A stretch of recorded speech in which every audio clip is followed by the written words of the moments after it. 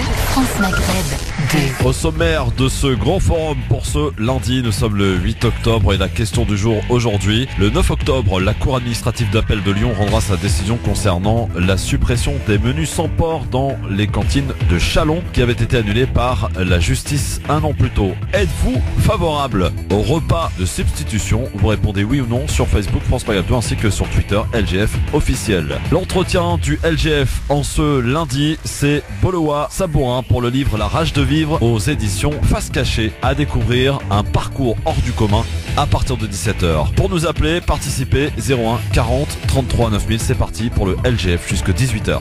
Et avec aujourd'hui en ce lundi pour nous accompagner, elle est habituée, le lundi c'est Zawani. Anan, bonjour.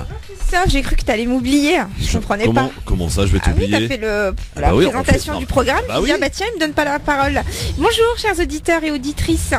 Bonjour Anan, et oui effectivement on donne le sommaire et puis après on accueille nos invités, voilà. C'est comme ça, alors bienvenue à vous, entretien à 17h vraiment à ne pas louper et un livre que je vous conseille, on va en parler avec son auteur, c'est l'histoire d'un homme qui s'est fait et qui s'est construit tout seul parce qu'il a eu des parents quelque peu défaillants on peut le dire, et c'est peu de le dire, avec un parcours hors du commun, il s'est construit au fil de la vie, au fil des expériences et des endroits qu'il a fréquentés, et il y en a eu un paquet. Imaginez-vous un enfant qui change d'école quasiment tous les 3 mois ou 6 mois, qui change même de pays, que l'on retire à sa mère puis qui revient en France. Bref, un parcours absolument incroyable. Il sera avec nous donc tout à l'heure pour nous en parler. La rage de vivre aux éditions La Face Cachée, c'est notre invité donc tout à l'heure. Boloa Sabourin qui sera avec nous à partir de 17h. Il y aura également Nassim Lachnach qui sera de la partie, ma chère Hanan. Oui, tout à fait. Et on va accueillir également donc une nouvelle rubrique que je propose aux auditeurs, Christophe, qui s'appelle Mon asso inspirante de la semaine. Et on démarre très fort avec l'association Agir Ensemble, qui est présidée par Idriss Niang de Drancy. Donc je mets à l'honneur t'as pas été le chercher loin celui-là, hein. Voilà, on va démarrer par la ville de Drancy. Forcément. Et il va nous présenter effectivement les auto-écoles associatives. Les auto-écoles associatives. Oui. D'accord, c'est pour passer le permis moins cher, c'est ça? Exactement, pour les jeunes, les moins jeunes, ça peut être très intéressant. Donc il va nous présenter son parcours et nous expliquer la spécificité de ce nouvel outil en fait qui va être proposé aux jeunes et moins jeunes de Drancy d'ailleurs. Parfait, bon, c'est peut-être mes chances alors. Merci beaucoup Hanan. Ah, tu veux passer le permis? Bah ouais, j'essaye mais bon, j'y arrive pas. Bon bah écoute. Merci beaucoup en tout cas d'être avec nous sur France Maghreb 2, c'était à la une de l'actualité et nous sommes aujourd'hui le 8 octobre. C'était à la une du 8 octobre. En 1908, Adolf Hitler échoue à l'examen d'entrée de l'Académie des Beaux-Arts de Vienne. En 1963, un 8 octobre, début de la guerre des sables entre l'Algérie et le Maroc. 1990, dans les territoires occupés, incident entre manifestants palestiniens et la police israélienne. Le bilan est de 21 morts côté palestinien.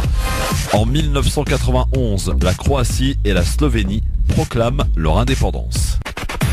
Jeff, le grand forum, merci d'être avec nous. Je vous rappelle notre invité à 17h, Boloa Sabourin, qui sera avec nous pour nous parler de son livre La rage de vivre aux éditions La Face Cachée, donc à partir de 17h. Et pour le coup, on peut vraiment parler d'une rage de vivre au travers de ce livre, qui est un excellent livre que je conseille vraiment à tout le monde. On en reparlera donc tout à l'heure avec lui.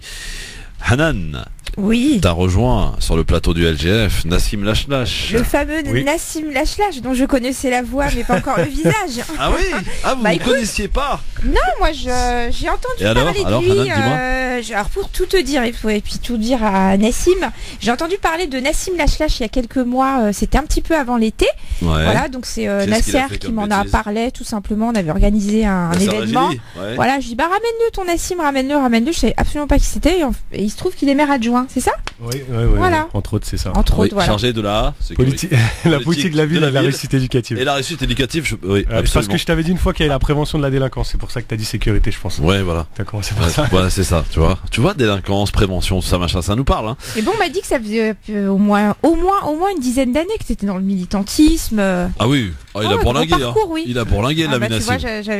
On aura l'occasion d'en parler. J'avais pas eu l'occasion de le croiser, c'est fait. Voilà, c'est fait. Bon, soyez les bienvenus, messieurs, dames. 01 40 33 9000, bien sûr, pour nous parler de ce sujet dont on a beaucoup parlé, notamment vendredi soir sur C8, mais on souhaite en reparler parce qu'il y a une décision de justice justice qui devrait tomber demain à propos des menus de substitution. Écoutez ce qu'en disent les politiques. Je veux dire que dans les cantines d'école publique, je suis opposé à ce qu'on appelle les repas de substitution, où en fonction des origines des enfants ou des religions des parents, on choisit des repas différents. Je trouve que c'est une façon en réalité d'interdire l'accès à la cantine à beaucoup d'enfants. Donc prendre une décision comme celle-là pour des raisons politiciennes, pour des raisons démagogiques, et pas de nature ni à apaiser le débat, ni à aller dans l'intérêt des enfants, je le regrette fondamentalement.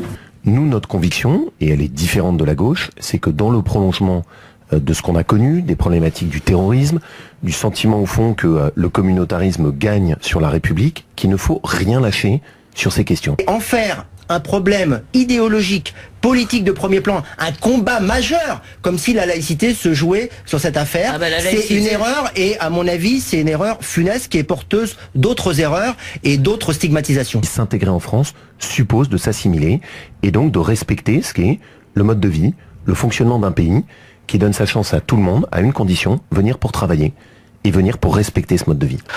Moi, à Reims, il y a des repas de substitution, et ce n'est pas une question de religion ou de laïcité.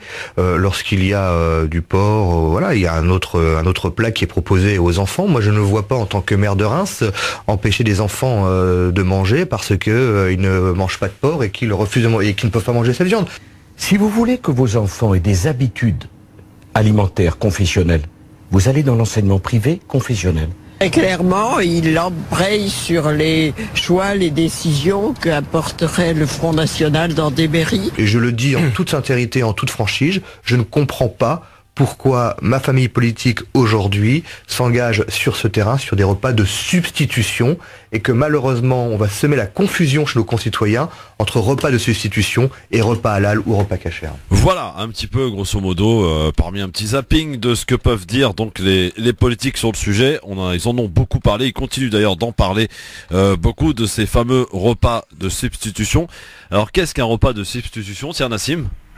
Alors moi déjà j'ai un petit peu de mal avec ce terme de repas de substitution. Je trouve que tout de suite en réalité ça va mettre les jeunes élèves de confession musulmane à part. Avant, on parlait absolument pas de repas, on avait un choix, on avait des repas d'hiver. Alors effectivement, beaucoup plus jeunes, il y a 20 ou 25 ans en arrière, quand les petits copains, ils avaient du porc en plat, en viande principale, nous on avait des œufs ou des omelettes, ça se passait très bien. Et là, on fait de plus en plus l'amalgame et on va justement rebondir sur cette fameuse émission. Donc c'était Balance ton poste de Cyril Hanouna, où effectivement là on parlait même plus de repas de substitution dans le thème qui était annoncé avec les invités qui étaient initialement annoncés. On parle de repas halal. Alors que les choses soient claires, chers auditeurs, chères auditrices, aujourd'hui on n'a absolument aucun collectif de parents, aucun collectif de citoyens, aucun enfant qui ne demande à ce que lui soit servi dans les cantines scolaires un repas halal. Halal c'est quoi? Halal c'est une viande qui est égorgée de telle et telle manière. Aujourd'hui ce que demandent les parents c'est qu'on ait une diversité dans les repas. Donc comme les végétariens, comme les véganes entre autres, qu'on ait des plats sans viande. Et de toute manière, on a tout intérêt à aller de plus en plus vers ça, ne serait-ce que d'un point de vue signal et message, d'un point de vue de santé qu'on donne aux parents et aux enfants. Il est absolument pas normal qu'on mange de toute manière de la viande tous les jours. La viande, c'est 1 fois, 2 fois par semaine. À côté de ça, on peut avoir un poisson. On peut avoir même un plat sans absolument ni poisson ni viande, avec des lentilles ou quoi ou qu'est-ce pour avoir un bon apport énergétique. Donc voilà, menu substitution, c'est une nouvelle tendance qui est sortie. Le terme de menu substitution, non, je suis contre ce terme-là, mais oui, qu'il y ait une diversité des repas pour nos enfants, évidemment. Mais pourquoi être contre ce terme, je comprends pas. Parce que repas, en fait, c'est comme si nous, en tant que jeunes musulmans, en fait, on demande à avoir un repas qui ne soit pas le même. Donc ça, je sais pas, ça met en avant une espèce d'idée négative qui est pas bonne. C'est des repas d'hiver qu'on demande tout simplement, ou des repas végétariens. À partir du moment où il y a du porc, on met une autre viande. On demande pas à ce qu'on substitue un repas avec du porc avec une autre viande. On demande à ce qu'il y ait des repas d'hiver. Bon, Nassim. Tout simplement. Je sais pas si on s'est compris, Nassim, sur l'idée. Moi j'ai bien compris ta position, en tout cas j'ai bien compris ce que tu as dit.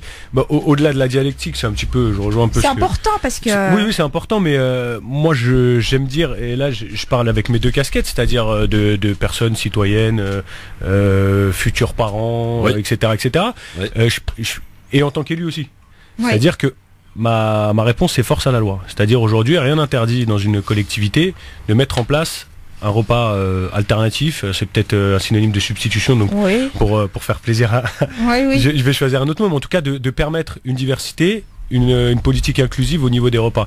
Nous, on a fait le choix à Fontenay-sous-Bois depuis l'année dernière, ça fait 1 an et demi maintenant, de mettre en place des repas, alors on l'a pas du tout appelé repas de substitution justement, on a appelé repas végétarien tout simplement, de permettre à tous les enfants, on a raisonné en termes d'équité sociale, de faire en sorte que les parents qui n'ont pas la possibilité d'accueillir leurs enfants chez eux le midi, pour X raisons, travail ou autre, pour X raisons, qui n'ont pas la possibilité d'accueillir leurs enfants, que leurs enfants puissent avoir un repas digne et consistant le midi. Parce qu'on était dans une situation où on avait soit des fois des excès de zèle dans certaines municipalités qui demandaient aux animateurs d'imposer la viande, qu'importe le régime alimentaire, c'est-à-dire que ce soit confessionnel ou que ce soit par conviction autre que religieuse, je veux dire par conviction, on parlait des véganes tout à l'heure, ou des végétariens qui ne veulent pas manger de viande, on imposait le dépôt de la viande dans l'assiette, ou on imposait, à mon sens un peu plus grave encore, on imposait aussi le porc dans la viande, dans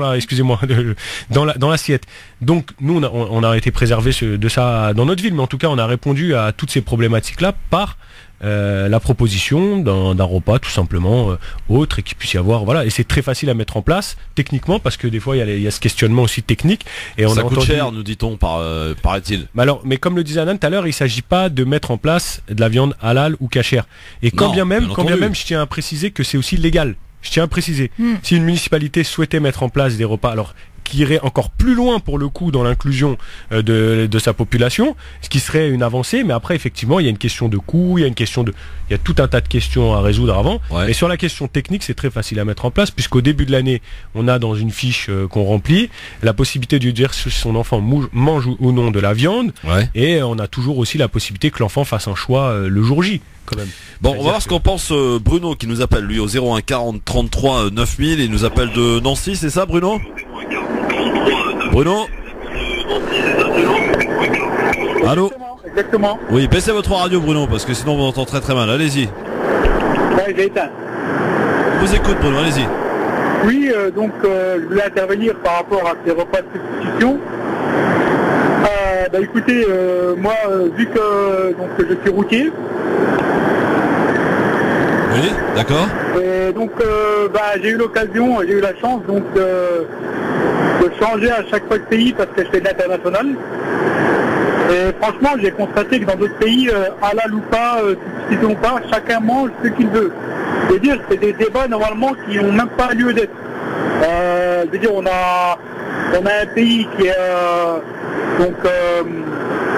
rongé par des problèmes économiques, de chômage, les gens ont des soucis au niveau de la formation professionnelle. Et maintenant on nous parle de repas de substitution, mais franchement, là c'est prendre le taureau par les cornes. Enfin, je veux dire, il faut déjà s'occuper des problèmes déjà humains, on va dire, enfin, des problèmes déjà de travail, d'emploi, plutôt que de parler de repas de substitution. Ça c'est juste des problèmes qui sont mis en place, formatés et donc diligentés par la classe politique, et donc pour nous faire oublier l'essentiel qui est donc une bonne santé, une bonne retraite, et donc un bon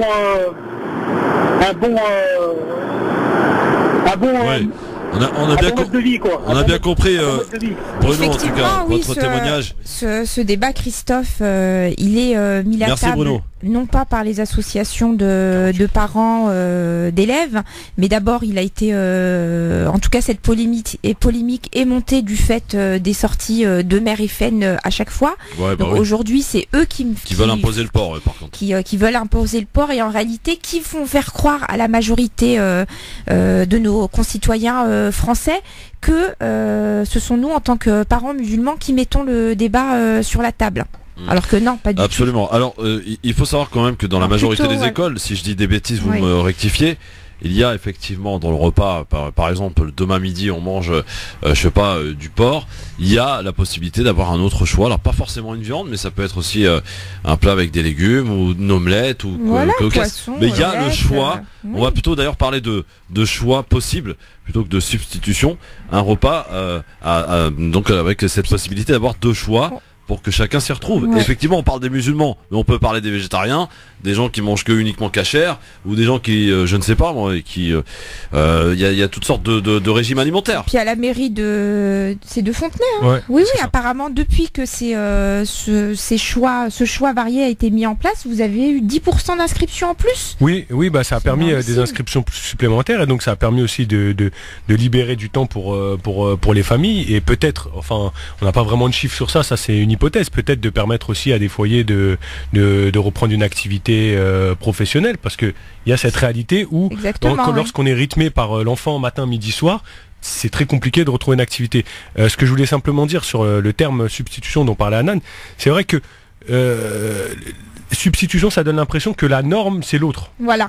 C'est ça. C'est peut-être ce que tu voulais. Exactement. Voilà. Ça donne l'impression que la norme c'est l'autre, et de ce fait, c'est rejeter un peu ce qui fait aujourd'hui corps, même si c'est un peu utopiste, mais ce qui fait corps en France, ce qui fait ce que la France est la France, c'est qu'il y a cette diversité qui est quasiment unique dans le monde. Hein. Franchement, à part peut-être aux États-Unis et encore, c'est cette diversité qui fait que il y a des gens qui croient, des gens qui croient pas, des gens qui mangent, des gens qui mangent pas, et des nouvelles pratiques comme les véganes. Il y a 10 ans, on parlait pas de ça. Aujourd'hui, c'est une vraie réalité et il y a une vraie culture de ce type de nourriture, même si on peut parfois faire un lien étroit avec l'origine sociale, ou en tout cas les conditions sociales des ménages qui sont véganes. Force est de constater que c'est une réalité qui existe aujourd'hui, qu'il faut la prendre en compte. En tout cas, cette réalité-là, elle commence à être prise en compte dans la qualité. En tout cas, les demandes des parents dans la qualité des repas qui sont proposés à nos enfants commencent vraiment à être mises en place. On a dans certaines municipalités au moins une fois par semaine un repas bio. Enfin voilà, on commence à avancer. On est à 60% bientôt. Voilà, on commence à avancer dans le bon sens. Oui. Voilà, donc plutôt que de créer des faux débats autour de la viande halal, qui, je le répète, n'est absolument demandée par personne, plutôt nous occuper effectivement de faire évoluer toutes nos cantines scolaires vers des repas où les fruits, les légumes, les viandes sont produits à côté de chez nous, donc en Île-de-France, dans le sud de la France. Voilà, ça c'est un vrai mais projet à substitution mettre ne veut en place. pas dire halal, qu'on soit clair. Hein. Oui, mais ça veut dire offrir une autre nourriture que celle qui est proposée. À l'occurrence, si c'est du porc, et pour ceux qui en a beaucoup mangent pas de porc, qu'ils puissent manger correctement et équilibré. C'est d'autant plus, Christophe, discriminant dans certaines zones géographiques. Parce que, en fait, tout le monde n'est pas égaux face à ce sujet. C'est comme tout un tas de sujets qu'on traite ici à la radio d'ailleurs. Tout le monde n'est pas égaux. C'est-à-dire que dans certaines écoles, c'est-à-dire au sein d'une même ville carrément, on a des proportions de personnes qui ne mangent pas de porc pour X raisons encore, je le rappelle. Et j'insiste bien sur cela parce que il y a les fantasmes des uns et des autres qui vont commencer à travailler. Pour X raisons, qui ne mangent pas de porc et qui fait que d'une école à l'autre, on n'est pas dans la même... on est à près de 50% dans certaines écoles. C'est une réalité, je veux dire, qu'est-ce qu'on fait? On dit aux gens, non, vous pouvez pas venir manger à la cantine. Et donc on discrimine tout simplement les enfants, en premier lieu, les familles, les parents, ces foyers. Voilà, en tout cas, un sujet qui fait débat, bien sûr. Hein. Je vous rappelle la question d'ailleurs. Demain, le 9 octobre, la Cour administrative d'appel de Lyon rendra sa décision concernant donc la suppression des repas sans porc dans les cantines de Châlons, qui avait été annulée, je rappelle, par la justice un an plus tôt. Est-ce que vous êtes favorable donc au repas de substitution? Eh bien, vous répondez sur Facebook, France Maghreb 2, ainsi que sur Twitter, LGF officiel, et en nous appelant aussi au 01 40 33 9000 pour nous donner votre avis. Alors, qu'est-ce que ça nous donne sur Facebook, ma chère Hanan? Sur Twitter, c'est 82% qui sont pour et favorables donc au repas de substitution dans les écoles, dans les cantines scolaires.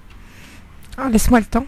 Oui, Facebook, France Maghreb 2. Donc... Alors peut-être les résultats sur Twitter, Nassim, tu les as vus? 82-18. 82-18, exactement. Ok. 82% pour et 18 contre, pour être plus clair.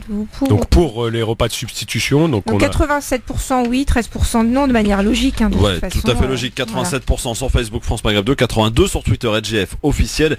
Et vos appels aussi au 01 40 33 9000 qui est avec nous. Et vos appels aussi au 01. Allô? Ça écoute la radio forcément, donc il y a le retour. Allô, bonjour, qui est là? Allô, c'est Kamel. Bonjour Kamel, il nous appelle d'où, c'est Kamel? Kamel, j'appelle de Lyon. De Lyon, très bien. Et tu nous écoutes comment à Lyon? Il n'y a pas de fréquence FM. Baisse-moi ta radio, Kamel. Ah, par internet, d'accord. Bah baisse ta radio, baisse internet parce que sinon on a un retour qui est très désagréable. On t'écoute, Kamel. Donc c'est par rapport au repas de substitution. Bah écoutez, pourquoi ils prennent pas l'exemple du flunch? Au flunch, quand on part, c'est soit on prend du poisson, soit on prend de la viande. Parce que si les cantines ne font que du porc, plus personne, enfin pas plus personne, mais ça les privera d'une rentabilité non négligeable, on est d'accord? Oui. Et donc, franchement, moi je vous dis, par rapport au repas de substitution, on est d'accord que, comme a dit Anan, je crois. C'est ça, c'est Anan. Oui, c'est pas une position pro-halal, c'est une position, si les gens ne veulent pas manger de porc, c'est juste, franchement, ça c'est un message, effectivement, qui a du mal à passer, parce que, des fois, parce que je vois des fois mon fils au collège, à la cantine, les gens ils croient qu'on veut absolument du halal. Et c'est vrai que les gens ne peuvent pas faire la différence. Alors que non, c'est pour ça que j'insiste bien que repas de substitution ne veut pas dire demander une caractéristique particulière par rapport à sa conviction religieuse. A rien à voir. Merci Kamel en tout cas pour ton appel du côté de Lyon. À très bientôt Kamel. Voilà, ils sont en voiture. Apparemment on est France Maghreb 2, la première radio sur les routiers aujourd'hui. C'est très bien ça. Bon courage à vous les gars et attention sur la route évidemment. Prudence. J'ai envie de te dire, on est le seul talk show qui est là entre 16h et 18h avec un ton aussi libre. Donc forcément il y a du monde. C'est vrai. Voilà. On a même détrôné les grosses têtes, c'est pour vous dire. 01 40 33 9000. En matière de blagues, ils sont un peu meilleurs que nous. Bon, peut-être. Nassim, ça le fait rire. On a du boulot à faire. Un autre appel peut-être, ce sera le dernier d'ailleurs pour ce sujet avant d'accueillir notre invité qui est déjà là. Quelle prestance ce Bolowa qui sera avec nous dans un instant. Le livre s'appelle Face cachée. Restez avec nous parce qu'on va vous faire découvrir un vrai bonhomme qui en a bavé, on peut le dire, et qui a écrit un livre. Alors d'ailleurs on lui demandera, d'ailleurs c'est une espèce de thérapie peut-être son livre, je ne sais pas. Il sera avec nous dans quelques minutes dans le cadre de l'entretien. L'entretien c'est pas que de la politique, ça peut être aussi, et comme voici pour exemple aujourd'hui un auteur, oui, qui a peut-être une belle carrière d'auteur devant lui. Allô, bonjour, qui est avec nous?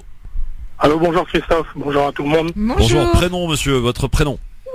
Foued de Paris. Foued de Paris, on est dans la capitale, Paris, on t'écoute Foued. Drancy plus précisément. Ouais dis donc, Drancy. On est nombreux aujourd'hui à Drancy.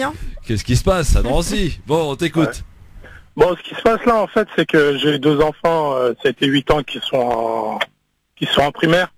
Et le souci qui se pose, c'est qu'à la cantine, il les oblige à donner de la viande à tout le monde, même s'ils le mangent pas. Donc le souci, c'est qu'ils sont prévenus que les enfants mangent halal, donc pas de viande non halal. Et le souci, c'est que malgré tout, ils mettent quand même la viande dans l'assiette des enfants. Après, à l'enfant de se débrouiller et de faire ce qu'il veut avec.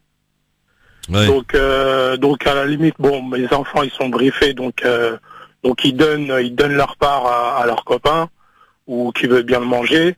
Mais le souci, c'est que ça, dans cette position, c'est que ça peut même créer une sorte de frustration chez l'enfant. Bien sûr, bien sûr. D'avoir un morceau de viande dans son assiette, de devoir le donner et de ne rien avoir en substitution. Ouais, c'est vrai. Alors, il faut absolument quelque chose d'autre à côté. Nassim, chez vous à Fontenay, bouge pas Fouad. À Fontenay, est-ce qu'on oblige les enfants à avoir de la viande dans l'assiette ou pas? Non, c'est ce que je disais tout à l'heure.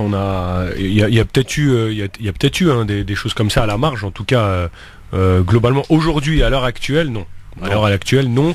Mais c'est vrai qu'on a déjà entendu des histoires comme ça. Après, il y a des individus aussi. Chaque être humain et ça, c'est une individualité. Je veux dire, c'est-à-dire que si l'animateur prend le pari,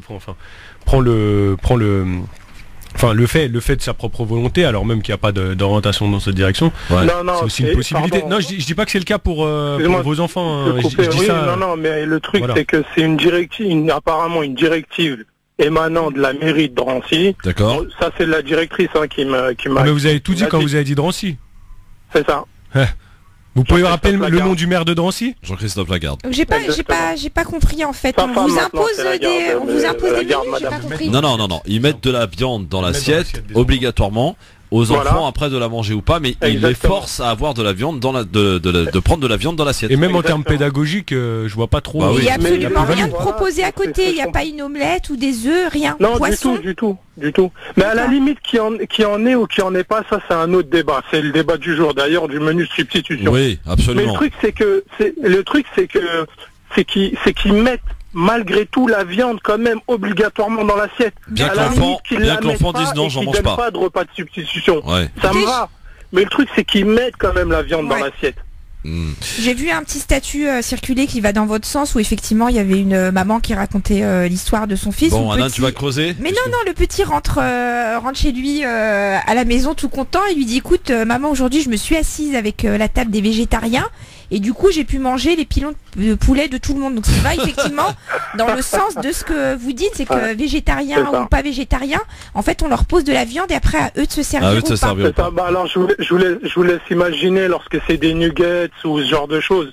L'enfant il va le manger. C'est dur. Ouais. L'enfant le pauvre, mais bon. Ouais. On fait avec. Merci Fouad en tout cas pour votre témoignage. Merci pour votre émission. Et on est là, t'inquiète pas. Merci on essaie de faire bouger les choses. Exactement. Et ensemble, on sera plus fort. Parents de 2 enfants, 7 et 8 ans. D'accord. Merci Fouad. Ciao à Merci Drancy. à vous. Au revoir. Va falloir que tu creuses ça, Drancy, Anna. Qu'est-ce que c'est que cette histoire? On force les enfants à manger de la viande. Je sais pas si c'est dans ce sens-là qu'il faut le prendre. Je pense que on propose de la viande aux enfants pour leur permettre de faire le choix par eux-mêmes de la manger ou pas. Oui, voilà. On leur met dans l'assiette quand même. Oui, partons du principe que ce soit pour un enfant musulman ou végétarien, peut-être que le parent dit à son enfant non, ne mange pas de viande, et que l'enfant lui quand il se retrouve en groupe, il a envie de le manger ce bout de viande. Donc c'est peut-être juste pour ça. Vous continuez de voter, en tout cas de répondre à la question est-ce que vous êtes favorable ou non au repas de substitution. Vous répondez sur Facebook France Maghreb 2, sur Twitter LGF officiel avec Hanan Zawani et Nassim Lashlash. Et notre invité dans un instant, l'entretien du LGF, Bolawa Sabourin, il sera avec nous dans un instant sur France Maghreb 2 pour son livre La rage de vivre aux éditions La Face Cachée. À tout de suite. Merci d'être avec nous en direct sur votre radio France Maghreb 2, le LGF avec Hanan Zawani, avec Nassim Lashlash qui est avec nous en ce lundi. C'est rare qu'il vienne le lundi, mais il est là en tout cas, et pour la bonne cause, puisque nous avons un invité qui est avec nous sur France Maghreb 2. Nous allons ainsi démarrer l'entretien du LGF pour ce lundi 8 octobre avec notre invité sur France Maghreb 2. L'invité de l'entretien de ce lundi 8 octobre, il est avec nous, il est auteur, mais aussi danseur, et on peut dire aussi que quelque part il est militant, même on peut le dire très aisément, j'ai envie de dire. Bolawa Sabourin, bonjour. Bonjour. Bienvenue sur France Maghreb 2.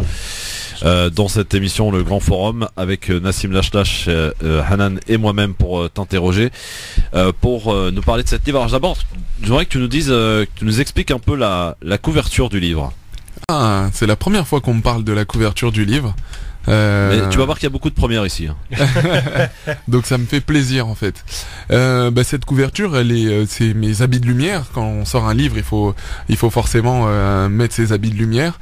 Mes habits de lumière, c'est mes habits en tant que danseur. C'est quand je suis sur scène et que du coup je suis torse nu je fais des danses traditionnelles congolaises. Donc forcément, je m'habille en conséquence. Oui. Et d'ailleurs, c'est ce qui retrace bien ton parcours. La danse, c'est quelque chose d'extrêmement important. Exactement, la danse c'est véritablement le fil conducteur de ma vie. Et en fait, du coup, à travers cette couverture, j'ai voulu montrer en fait une couverture parce que du fait de ma danse et des sports que je pratique comme le crossfit, j'ai un physique de sportif athlétique, et donc du coup souvent les gens s'arrêtent à ce physique là mais ne vont pas regarder en fait ce qu'il y a à l'intérieur. Et donc à travers ce corps, j'ai voulu montrer un corps qui peut paraître dans les normes quelque chose de hyper costaud, viril, tous les attributs de l'homme et surtout de l'homme noir, et en fait quand on ouvre à l'intérieur, on y découvre j'imagine quelqu'un d'autre. Alors tu commences ton livre par remercier tous ceux qui ont fait que tu sois toi aujourd'hui finalement. Effectivement, je remercie C'était important justement de commencer par là. En fait, sans toutes ces personnes, je crois que je serais pas là en train de discuter avec vous. Donc pour moi, c'est la première chose que je fais chaque jour, chaque matin, et c'est la dernière chose que je fais chaque soir. Alors commencer un livre, c'était nécessaire. Alors justement, avant de rentrer dans les détails de ce livre qui est poignant, qui est fort, qui est riche en rebondissements et en événements, c'est ce qui est un peu d'ailleurs, c'est ce qui caractérise un peu ton enfance. Est-ce que finalement ce livre n'est pas une sorte de thérapie? Est-ce que tu n'en avais pas besoin pour justement, j'allais pas dire oublier parce qu'on n'oublie pas, mais passer à autre chose et essayer de te construire davantage aujourd'hui? Alors pour la petite histoire, franchement pas du tout, parce qu'en fait ce livre je l'avais déjà écrit moi-même 2 ans auparavant, et il était pour moi au départ et pas dans sous cette forme, mais j'avais déjà écrit quelque chose pour moi et que je considérais abouti et fini pour moi, encore une fois. Et puis quand j'ai commencé à sortir le projet sur lequel on travaille aujourd'hui, Recréation by Loba, il me fallait des idées, il me fallait des choses, et j'avais pas d'argent, j'avais pas de moyens, et les seules ressources que j'avais, c'était ma vie. Et donc du coup, j'ai travaillé avec un pote journaliste, et là je lui ai passé ce manuscrit en lui disant qu'est-ce qu'on peut en faire. Est-ce que tu penses que c'est quelque chose qu'on peut raconter, donner comme histoire? Je pense d'ailleurs que le titre est plutôt bien choisi quand on lit l'histoire. La rage de vivre, c'est vraiment le cas. Le titre correspond parfaitement avec le déroulé de l'histoire. Donc tu es de père congolais. Effectivement. Ta maman qui a un rôle, j'allais dire, important. Est-ce qu'on peut parler d'un rôle destructeur? Ou constructeur, ça dépend du point de vue, encore une fois, dans lequel on se pose. Quand on te lit quand même à un moment, tu dis que c'est quand même elle qui est, j'allais dire, à la cause de tous tes ennuis, de tout ton mal-être quelque part. Pas vraiment, comme tout père, comme tout mère, en fait les deux, parce que c'est mon père en me privant de ma mère qui pendant 5 ans. Pendant 5 ans, mais plus, parce que après je l'ai retrouvé qu'à l'âge de 11 ans. On va juste rappeler peut-être aux auditeurs que effectivement tes parents se séparent très vite après ta naissance. Effectivement. Bon, on va dire que ton père, il a enchaîné les conquêtes. D'ailleurs, tu as dû apprendre à vivre avec quelques-unes d'entre elles, et beaucoup d'ailleurs. Beaucoup. Il y en a d'ailleurs quelques-unes qui t'ont marqué plus que d'autres. Mais effectivement. Je crois que c'est Charlotte qui a été importante. Charlotte a été très importante, ouais. Voilà. Et donc ce père qui était quelque part insouciant, qui était peut-être pas prêt d'ailleurs d'avoir un enfant, mais qui avait une manière à lui de... Il en avait déjà eu un avant qu'il avait laissé au pays. Donc voilà. Une d'ailleurs. Oui, absolument. Et donc, pour X ou Y raison, il décide de t'emmener au Congo. Lui, il est sans papier en plus. Oui, il est sans papier. Il a pris tous les risques. Ouais. Voilà. Et tu te retrouves là-bas au Congo pendant les 5 premières grosses années de ta vie. De 1 an à 6 ans. Voilà. Où tu vas à l'école, où tu essayes. J'y vais une fois et je me fais taper sur les doigts parce que j'ai dit au prof en fait la règle qu'il avait sur la table c'était la mienne, parce qu'en fait je parle. T'avais volé les affaires. Et que en gros on m'avait volé mes affaires, et il a soupçonné que en gros je le traitais de voleur, et donc je me suis fait chicoter comme on dit chez moi. Ouais. Et du coup quand je suis revenu, j'ai dit plus jamais je retourne à l'école, et ma grand-mère a dit vas-y fais ce que tu veux. Et justement alors j'aime beaucoup un moment dans ce livre où tu es au Congo effectivement et tu veux faire la cuisine. Ouais. Et alors là, ça se transforme en drame. Ouais, bah c'était chaud. Je devais avoir 4 ans, et du coup moi j'ai cru que je les avais vus, que je savais comment faire la cuisine, et j'ai vu qu'elle mettait plein de trucs à l'intérieur d'une grande bassine. Bah j'ai fait pareil, et en fait j'ai mis tout l'huile de la maison et qui m'est tombé après sur le pied, et donc l'huile chaude, la bassine est tombée, et l'huile est tombée en partie un peu sur mon pied, et du coup j'ai... Et la baffe? Là c'est même plus une baffe là. c'était un high kick généralisé. La phrase qui résonne avec ton père, c'est Bolowa, prépare-toi, prépare tes affaires. Ouais. Ça voulait dire on change d'endroit. On se barre, on y va. Voilà. Ça voulait dire on va ailleurs. Alors premier déchirement quand même, c'est quand justement il vient te chercher pour te ramener en France. Ah ouais, là c'est lourd de sens. C'est lourd de sens parce que au Congo j'étais le prince de la ville. Le prince de la ville. J'étais le prince du terrain. Je retournais tout. Et puis j'avais réussi enfin à me faire plus qu'accepter parce que vu que j'étais métisse, tout le monde me cherchait des noises, donc il fallait vraiment remettre tout le monde d'équerre.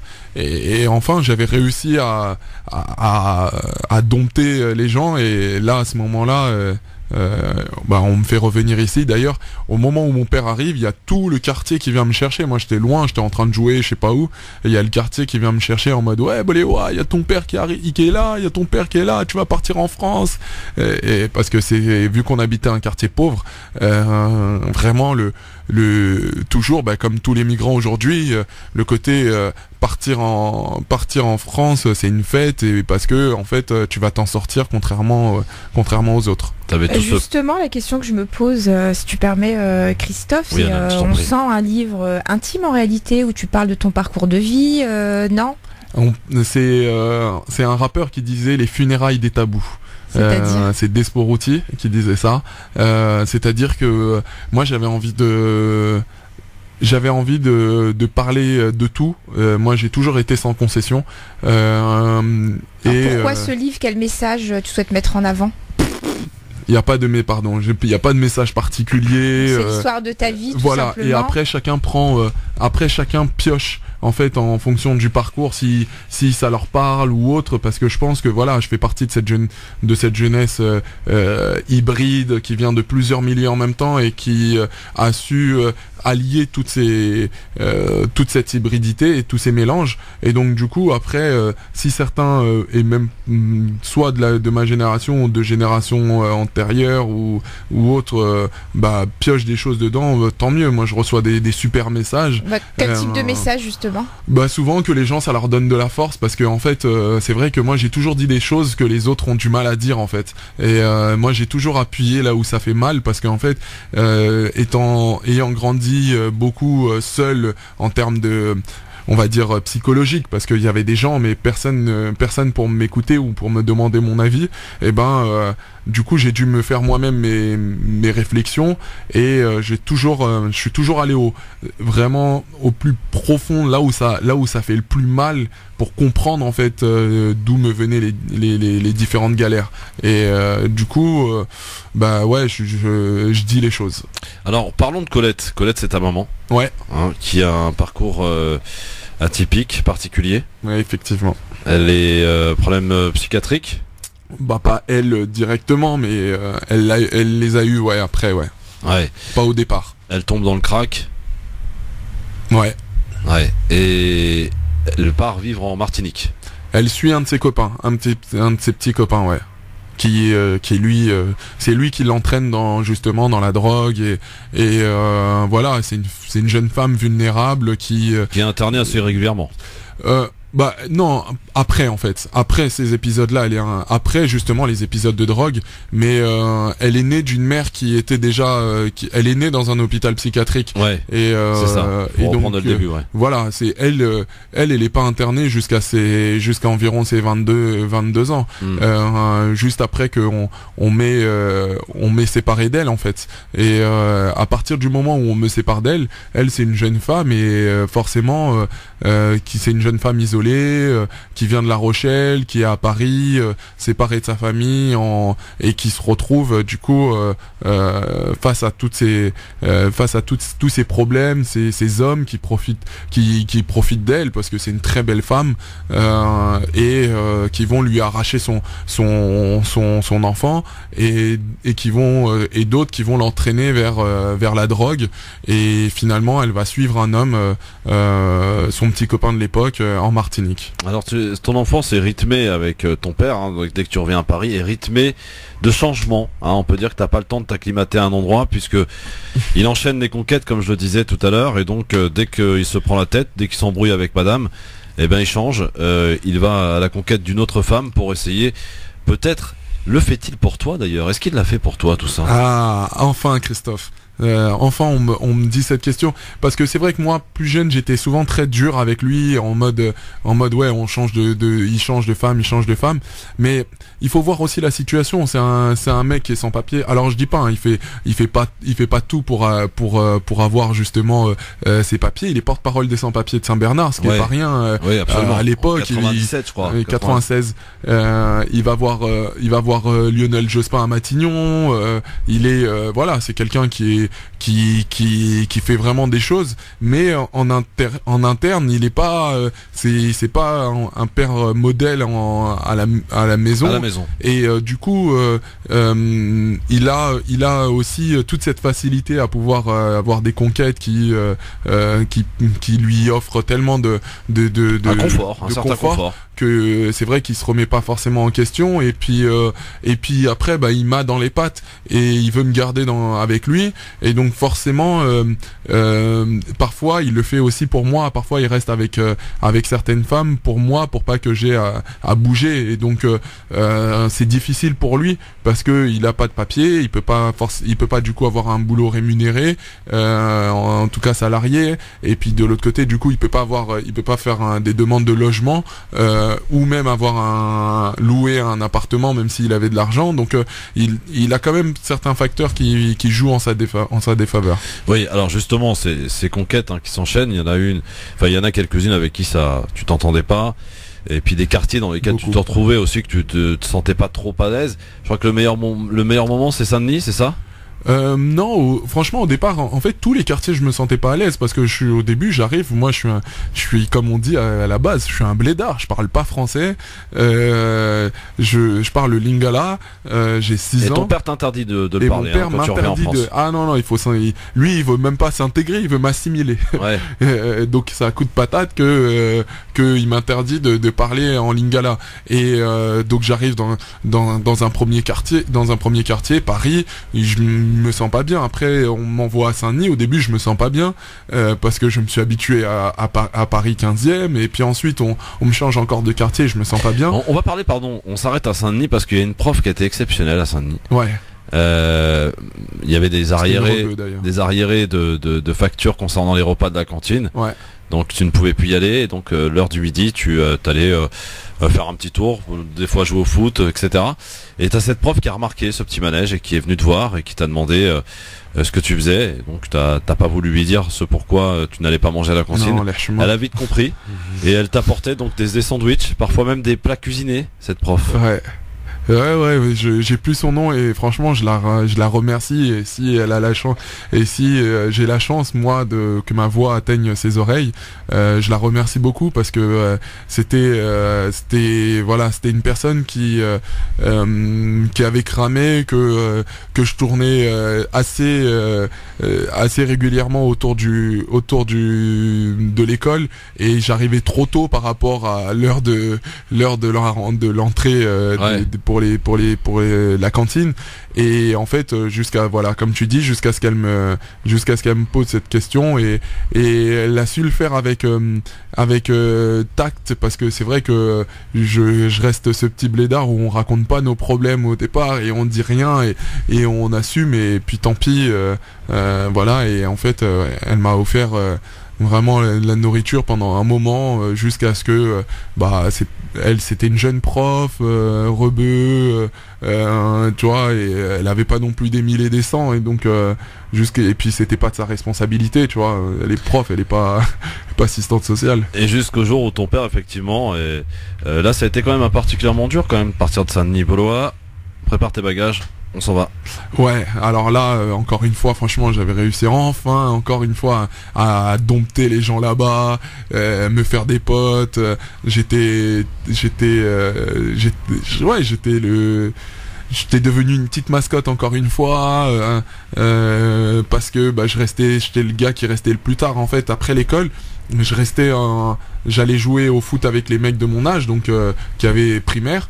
Puis ensuite, à partir de 18h, je jouais avec ceux qui étaient au collège parce que les primaires ils rentraient chez eux.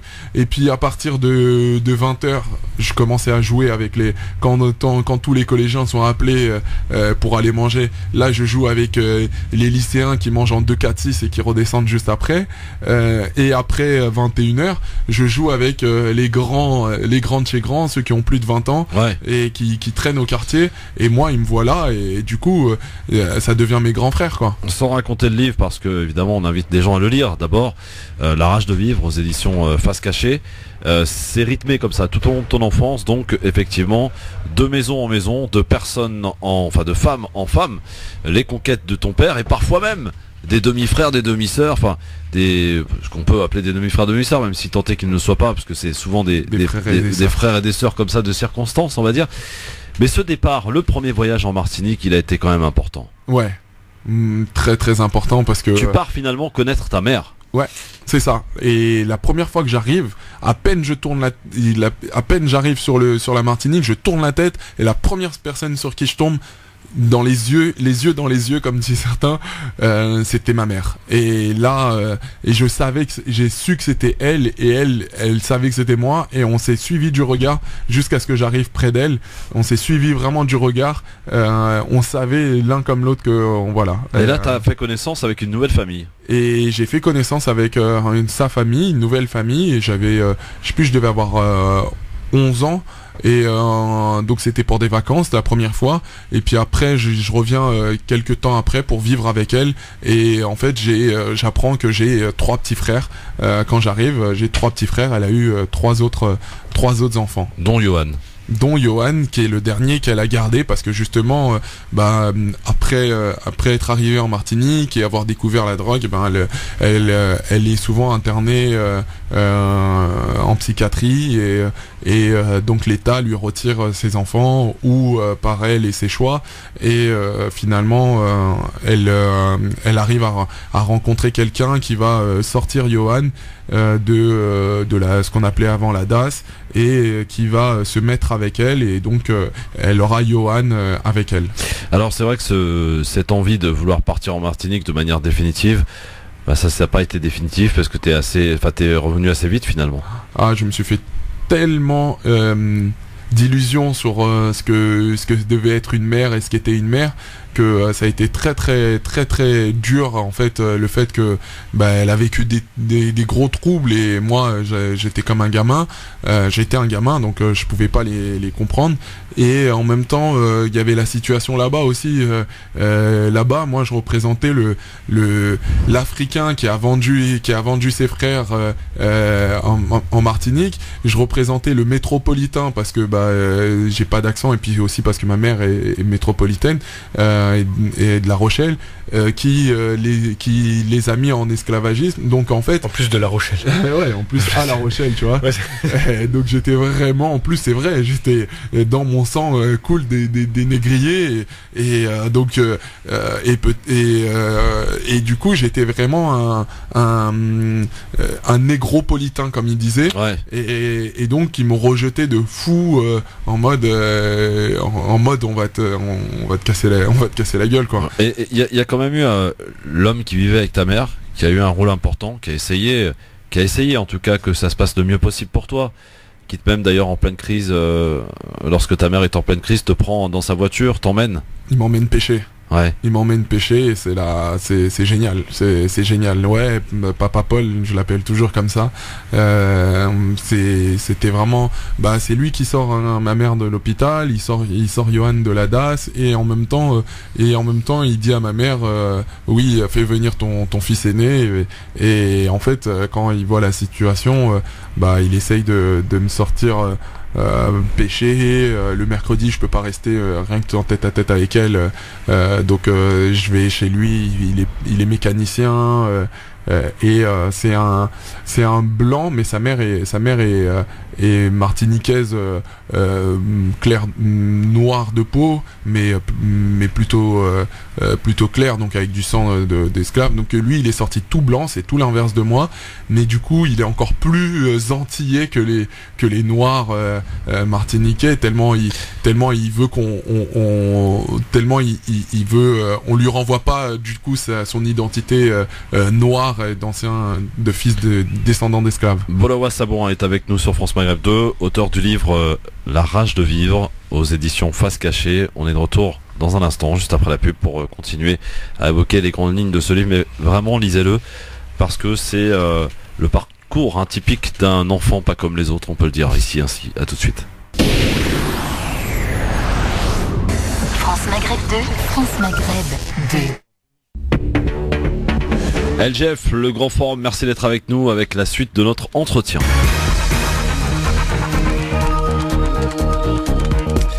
Il s'appelle Bolawa Sabourin sur France Maghreb 2, invité, auteur du livre La rage de vivre aux éditions Face Cachée sur France Maghreb 2 avec Nassim Lachlache et Hanan Zawani. On parlait donc un petit peu brièvement de ce livre que l'on invite vraiment à lire auprès de nos auditrices et de nos auditeurs.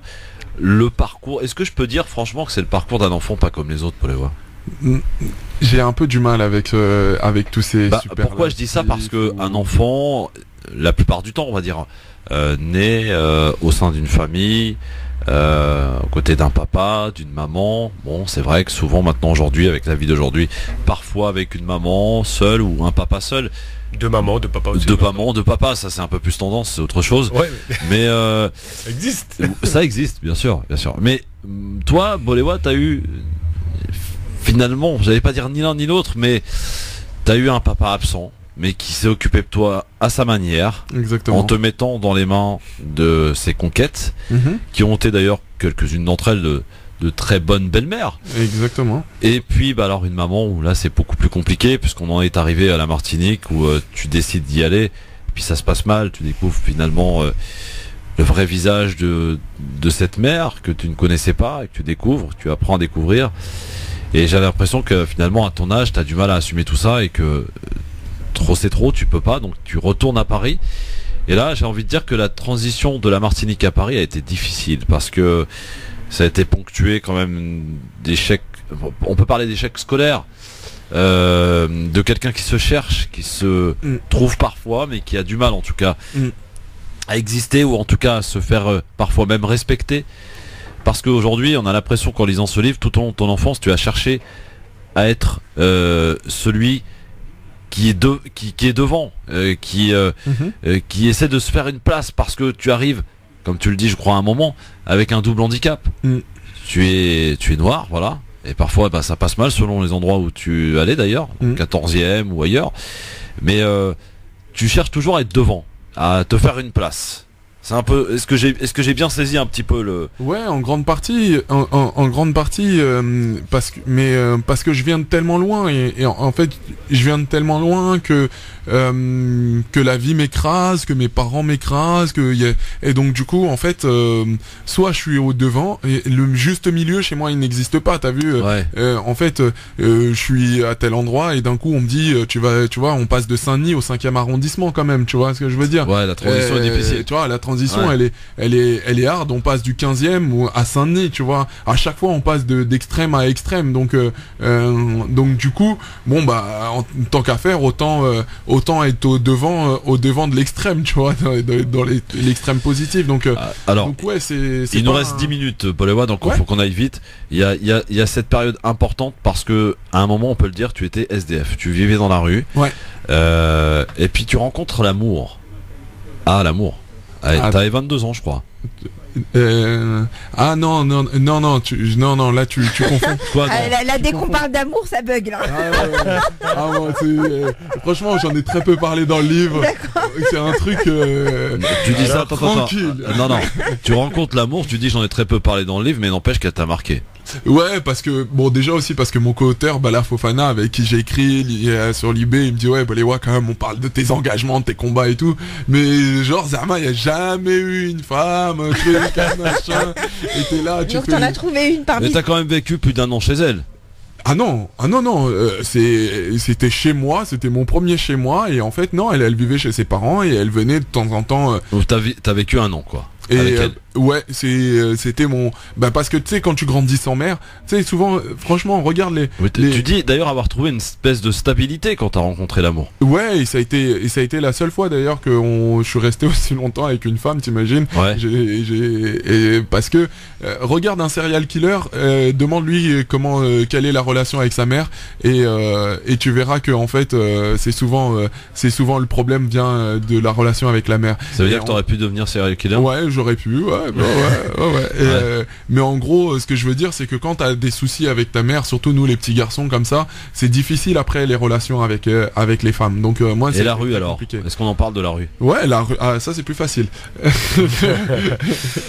La rue, ouais, la rue, c'était, j'avais pas le choix. Quand je suis parti de chez la dernière belle-mère, j'étais en errance, je traînais à gauche à droite, et puis au final, on a marre de raconter des cracks aux potes, et on allait dormir, on assumait, on allait dormir tu voulais jamais jamais dire à tes potes, à tes amis ce que tu vivais. Non, parce qu'il y a toujours tu racontais beaucoup de bobards. Hein. Ouais, j'ai une question par rapport à ça parce que on te découvre là au fil des questions qui te sont posées. Effectivement, ça reste quand même un récit qui est intime.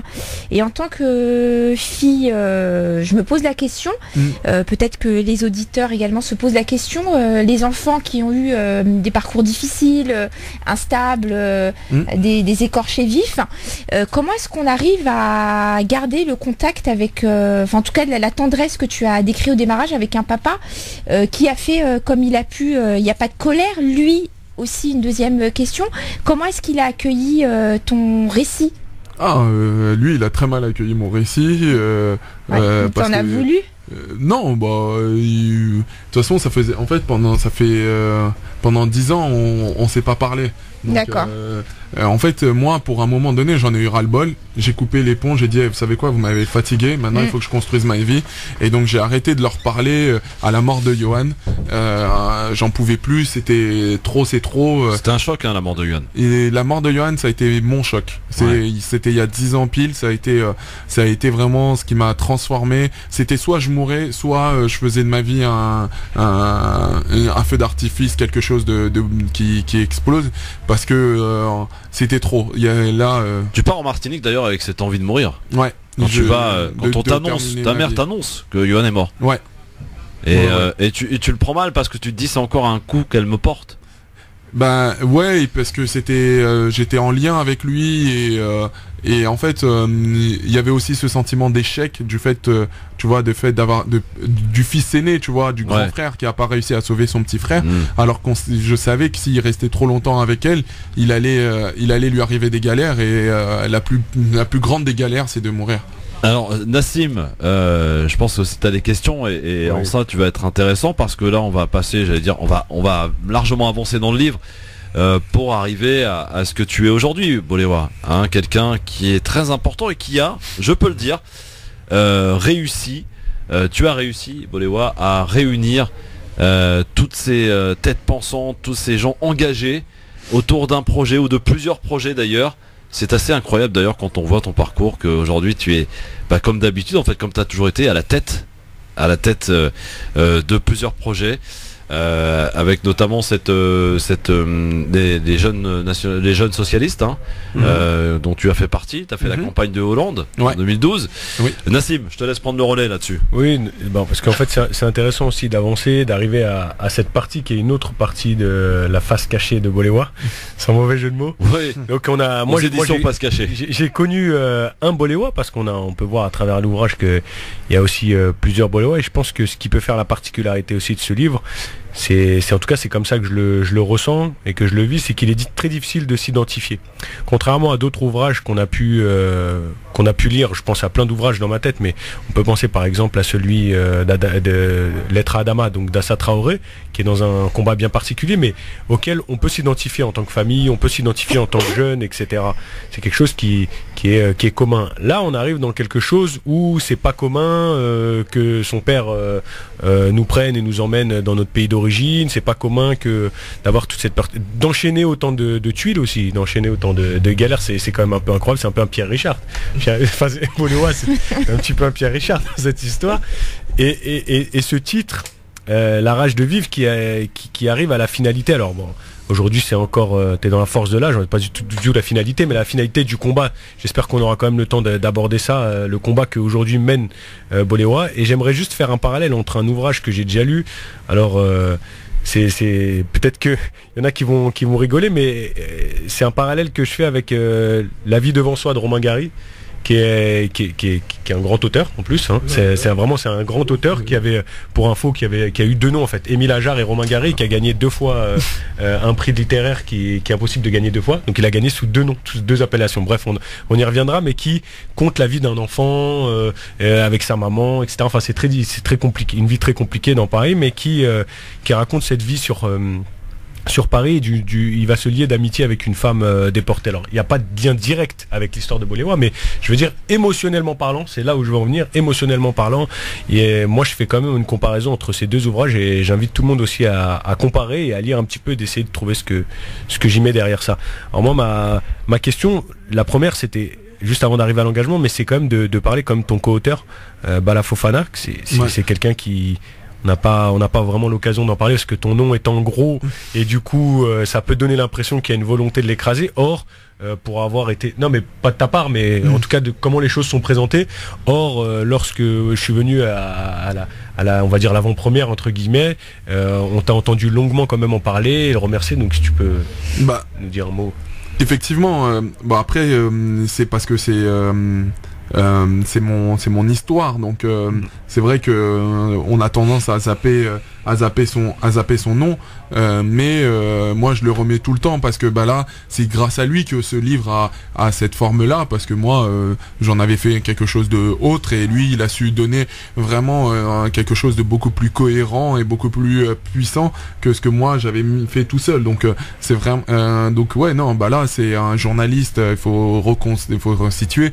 Bala Fofana, c'est un journaliste qui est passé par le Bondi Blog et qui vient d'Orly par là et tout, et qui est le seul journaliste aujourd'hui noir chez Libération, et qui écrit magnifiquement bien, et c'est un pote, c'est un frère, c'est vraiment on s'est vraiment découvert pendant ces 2 ans où on a travaillé ensemble, où on faisait des entretiens, et du coup il m'écoutait raconter ses entretiens, et lui il retravaillait après derrière et il retranscrivait quasiment mot pour mot comment je le disais, mais en même temps il rajoutait sa patte à lui, et il avait cette sensibilité de pouvoir me raconter comme si c'était lui, et ça c'était vraiment ouf, et non, c'est vraiment un génie, et moi j'ai toujours, et Nassim il le sait, j'ai toujours essayé de monter en équipe en fait. Depuis qu'on s'est rencontrés, j'ai toujours essayé d'être avec mes frérots, et en fait il y a pas de concurrence, tu vois.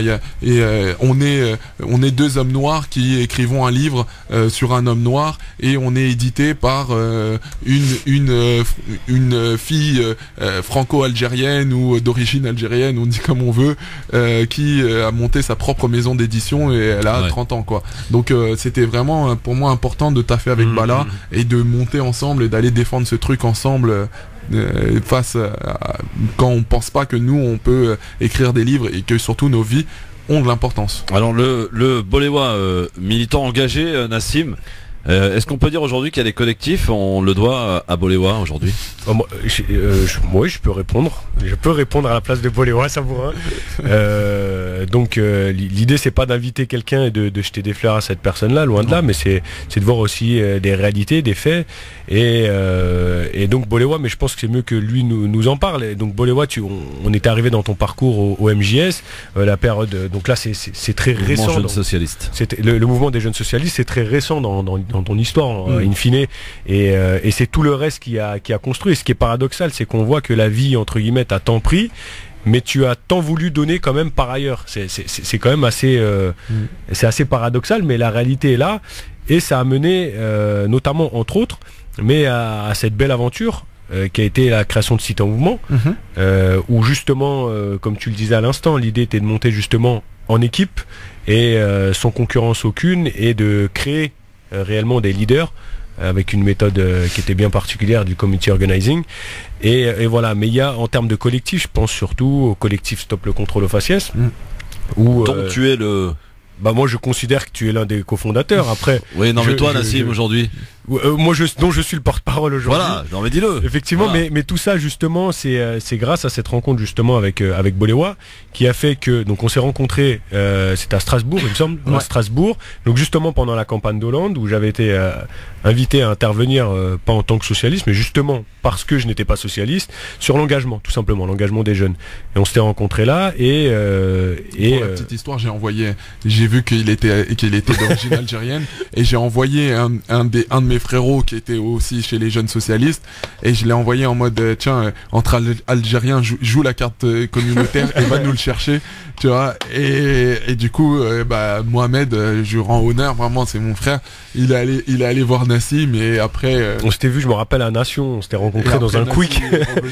est revenu avec nous, et c'était voilà. Et donc il y avait si je peux citer quand même certaines personnes, parce qu'aujourd'hui il y a des personnalités qui ont pris d'autres chemins, certes, mais on a quand même Damso, qui est connu sous le nom de Damso, donc on restera sur Damso, d'RTT Prod, donc dans le 17e. On a l'association Anour, et avec Driss et Bokarnian, qui était d'Europe Écologie Les Verts, moi-même. On avait Sonia, qui était d'Ivry, on avait Sabina, qui était de Vitry, Elzareh, qui a été porte-parole du CCIF, on avait Ousmane Timera et Ousmane Tirera. Donc les deux, pour les auditeurs qui connaissent, donc il y en a un qui a fait une radio, et donc qui, si mes informations sont bonnes, a quitté et Slimane, pardon, excuse-moi, oui, Slimane, autant pour moi, Slimane Tirera et Ousmane Timera. Ousmane qui continue, et qui est aussi invité sur cette radio-là. Oui. Voilà, je veux pas en oublier, mais en gros, toutes ces personnes-là ont été réunies au sein d'un même collectif, qui était Cité en Mouvement, et on le doit à Boléwa, et qui ont participé à une même aventure, et à la construction aussi, à l'identité du collectif Stop au contrôle aux faciès, qui a été sous cette forme. Alors c'était pas le premier à dénoncer les contrôles aux faciès, c'était pas le premier à dénoncer les violences policières, loin de là, et on rend hommage à tous ceux qui ont travaillé avant, mais en tout cas sous cette forme là, avec cette méthode, et aussi en utilisant les outils qu'on a actuellement, c'est-à-dire les réseaux sociaux, l'internet, les opérations coup de poing, etc. C'était l'une des premières formes. Donc on rend hommage au passage à la brigade anti-négrophobie, les Indivisibles aussi, à l'époque de Rokhaya Diallo, et après bien d'autres derrière, et Urgence, notre police assassine aussi, d'Amal Bentounsi. Voilà. Alors Boléwa, pour finir, parce que le temps passe malheureusement très vite. Il faut parler de son combat. Oui, ton combat. On parle de ton combat. Parce qu'en fait, là, on a parlé trop de ma vie, franchement. Ah bah oui, mais attends, excuse-moi, c'est toi qui as fait un livre sur toi. Hein. Mais j'ai fait. Si tu voulais qu'on parle d'autre chose, c'était pour qu'on le dise, le livre. Ouais, c'était pour le lire. Non, je rigole. Non, mais globalement, en fait, j'ai sorti ce livre pour qu'on voit aussi la cohérence de là où j'en suis aujourd'hui. Aujourd'hui, je travaille sur la question des violences sexuelles faites aux femmes. D'accord. Et notamment. T'as un compas de Marlène Schiappa? Non, plutôt du docteur Denis Mukwege, mais peut-être aussi de Marlène Schiappa. Prix Nobel. Et en fait, j'ai rencontré docteur Denis Mukwege, qui est maintenant prix Nobel de la paix, depuis là vendredi en 2016, et là est né le projet Recréation, qui a pour but de travailler sur la question de la danse comme outil thérapeutique. Et on est parti au Congo travailler avec les femmes que lui répare chirurgicalement, qui sont victimes du viol comme arme de guerre. Et on est revenu pour développer vraiment un modèle de cothérapie entre la danse et la psychothérapie, pour être utile en fait à des femmes au Congo, mais pas que, ailleurs aussi, là où l'homme qui répare les femmes. Voilà, les viols comme arme de guerre. Nous, moi, je fais de l'accompagnement psychologique, et à travers ces méthodes, et le livre avait pour objectif du coup de me donner de la visibilité pour parler de ces combats-là. Et aujourd'hui, je suis content qu'on en parle, et je suis content que le docteur soit enfin prix Nobel de la paix. Ma toute dernière question, Boléwa. Quelles sont les nouvelles de ton père et de ta mère? Bah écoute, ça va bien. J'ai dit à mon père, après 10 ans on s'est pas parlé, je lui ai dit t'inquiète, je t'aime, tu peux être vénère. Il voulait presque porter plainte pour le livre. Donc je lui ai dit bon c'est pas grave, fais-le.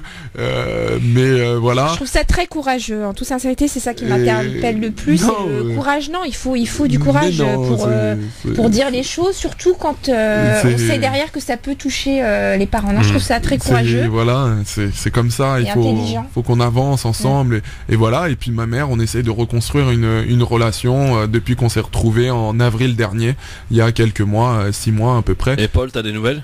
Non, malheureusement, je l'ai cherché, mais j'ai pas réussi à le trouver. Et elle va mieux, ta maman? Ma maman va beaucoup mieux. Malheureusement, elle a juste des soucis encore un peu de financiers et voilà. Mais sinon, elle va beaucoup mieux et je suis très content qu'on crée enfin une relation ensemble. Et ton papa enchaîne toujours les conquêtes ou il s'est calmé depuis que tu t'es pris en main? Bah là, ça fait 10 ans que on n'a pas échangé. Je t'ai dit, on s'est eu au téléphone il y a 2 semaines pour la première fois. Donc en 10 ans.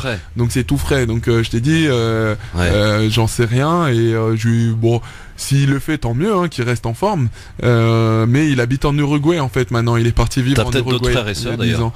Inch'Allah. Et ça signifie qu'il a lu ton livre du coup, s'il te le reproche? Non, il a vu en fait des vidéos sur les réseaux sociaux qu'on lui a envoyées et du coup voilà, c'est arrivé à ses oreilles. En tout cas, il faut le lire. Si vous voulez comprendre un petit peu tout ce qui a été dit autour de cette émission, achetez bien sûr. Le livre s'appelle La rage de vivre aux éditions Face Cachée. Je voudrais remercier Wafa quand même, Wafa Mamesh et Bala Fofana, Wafa qui est l'éditrice de Face Cachée et Bala Fofana qui est mon co-auteur et Nabil qui travaille chez Face Cachée, qui sont vraiment mes gars sûrs et mes go sûrs. Merci Poléwa et bonne chance pour la suite. Merci d'être venu, vraiment un livre que j'ai aimé et apprécié lire. Eh ben, on va le lire. Voilà, et bien n'hésitez pas en tout cas, achetez-le, La rage de vivre. Voilà, et pour le coup, il porte vraiment bien son titre. Anan, on reçoit qui dans un instant? On reçoit Idriss Niang de l'association Agir Ensemble. Et on va parler d'auto-école. Nassim, t'as ton permis ou pas? Oui, tout va bien, c'est bon. À tout de suite. T'as fait le plein, la vidange, tout va bien, à tout de suite. Ah oui. France Maghreb 2, France Maghreb 2. NGF, le grand forum avec Nassim Lachlache, Anan Zawani et Anan justement qui a un invité qu'elle nous présente. Tout à fait, alors je démarre cette semaine avec une nouvelle chronique qui s'appelle Mon asso inspirante et cher Idriss Niang, donc c'est toi qui l'ouvre avec moi. Donc Idriss Niang est président de l'association Agir Ensemble, pardon. Il est originaire de Drancy et donc lui et son association sont à l'initiative de plusieurs projets, donc de l'accompagnement à la scolarité, de la formation au métier de l'animation, sensibilisation à la sécurité routière, solidité internationale et promotion du sport féminin dans les quartiers. Donc à noter, tu es décoré de la médaille de la ville de Drancy en 2017, je viens de le découvrir. Donc juste Idriss, revenir sur ton parcours et ton engagement associatif en quelques minutes et nous présenter ton nouveau projet. À toi la parole Idriss. Ok, merci. Bon, bonsoir à tous, bonsoir Anan.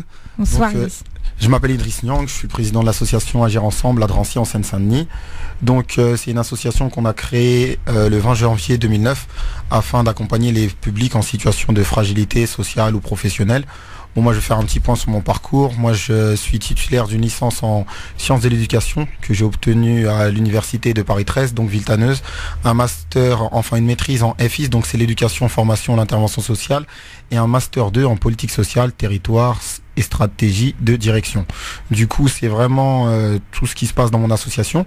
On a décidé de la créer suite à un engagement associatif. C'était avec il y avait un dispositif intitulé Envie d'agir, donc qui permettait aux jeunes de Seine-Saint-Denis, etc., de réaliser différentes actions. Donc c'est comme ça que je me suis lancé. Moi j'ai été lauréat Envie d'agir en décembre 2018, pardon, et par la suite on a créé cette association le 20 janvier 2009. Moi à l'époque j'étais à l'école. Donc dans un premier temps, la première action qu'on a mis en place c'était le BAFA. Donc c'est le brevet d'aptitude à la fonction d'animateur. Ça permet aux jeunes d'exercer dans les métiers de l'animation. En 2014 on a mis en place un accompagnement à la scolarité afin de réduire les écarts et les inégalités qu'il y avait entre les enfants qui bénéficiaient d'un accompagnement et ceux qui ne bénéficiaient pas d'un accompagnement à la maison. Donc de cet agrément, enfin de ce dispositif, on a un agrément classe, donc c'est le contrat local d'accompagnement à la scolarité. On est aussi dans la promotion du sport féminin dans les quartiers. En l'occurrence, on travaille avec la Fondation de France et on travaille sur le volet solidarité internationale et le permis de conduire. Donc là, oui, vas-y, termine. Le permis de conduire, excuse-moi. Quand on est engagé comme ça, bon, je pense que là, vous avez vu, je connais tous mes projets par cœur. Alors Idriss, justement, pourquoi je t'ai invité justement en tant qu'asso inspirante, c'est que justement derrière, on a une personnalité qui est la tienne, mais je suppose que t'es pas tout seul. Et surtout, on a une association qui est structurée, qui bénéficie peut-être de moyens. Donc peut-être à nos auditeurs qui ont déjà une association ou à ceux qui cherchent à créer une association, peut-être leur expliquer comment est-ce que tu as réussi justement à faire émerger ces différents projets.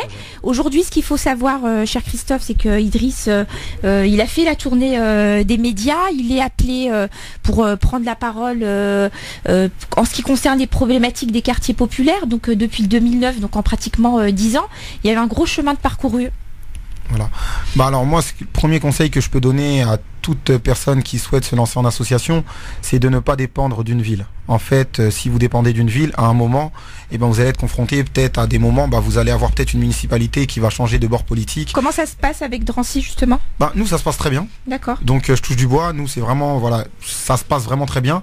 Après, il y a t'es leur champion un petit peu quand même, on peut dire ça. Sincèrement. Je fais de belles choses. Le Réal de la ville de Drancy, c'est pas rien. Le Réal de la ville de Drancy, ce n'est pas rien, mais comme je disais dernièrement à d'autres acteurs associatifs, c'est qu'il ne faut pas rester que chez soi. Parce qu'à un moment, si on reste que chez soi, on va perdre cette humilité. Alors que quand, moi je fais le tour de l'Île-de-France, etc., que ce soit dans le 92, dans le 93, 94, et même des fois dans la cité à côté de la mienne, je vois des gens qui font au moins aussi bien que moi, et des fois ils sont plus jeunes que moi, donc sincèrement tout ce que je fais, il y a du mérite, mais je vois ça assez régulièrement. Donc ton conseil en réalité c'est d'être indépendant. J'entends bien. Moi je pense que vaut mieux être indépendant, parce que si on est indépendant, forcément on dépend de personne, et il y a personne qui peut vraiment nous couper en cours de route, etc. Moi toute l'année on répond à des appels à projets, donc ça peut être le département, la région, les fondations, et c'est ce qui nous permet entre guillemets de faire vivre nos actions. Des subventions pour subventionner justement. Exactement, pour réaliser nos différentes actions. Justement ton dernier projet, l'auto-école associative, on a une inauguration mercredi. Qu'est-ce que c'est ? Et surtout, quel est l'objectif ? Comment ça va grandir ? Voilà, l'objectif c'est quoi ? C'est encore et toujours de former nos jeunes. Nous on avait commencé en 2012, mais on faisait des partenariats avec des auto-écoles, donc des auto-écoles classiques. On trouvait des mécénats, comme ça on permettait à nos jeunes de passer cette formation du permis de conduire qui s'avère vraiment très utile dans le marché du travail actuellement.